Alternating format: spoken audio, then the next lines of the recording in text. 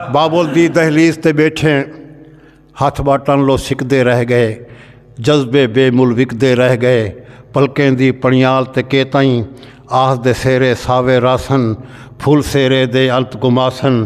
पेरे मजबूरी दी पायल घर विच शोर मचेंदी पईए, डोड़े दर्द वधेंदी पईए। बाबुल चुप दी चादर पा के वक्त दे वांझ ते रोंदा बैठे, हार हंझूंदे पौंदा बैठे।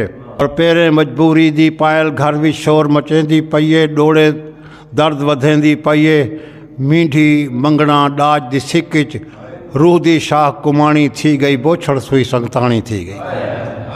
साडे हथ दे सीते बोछण खुशबख्तियां दे डाज बने हैं, केझे रस्म रिवाज बने हैं।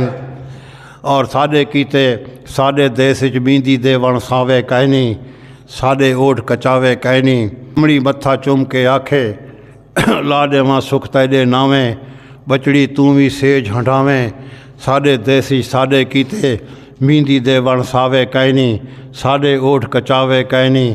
मैं भी धरती दी धी हाँ, क्यों नहीं सेज सुहाग हंडाया, डाज ने में एक लाग हंडाया।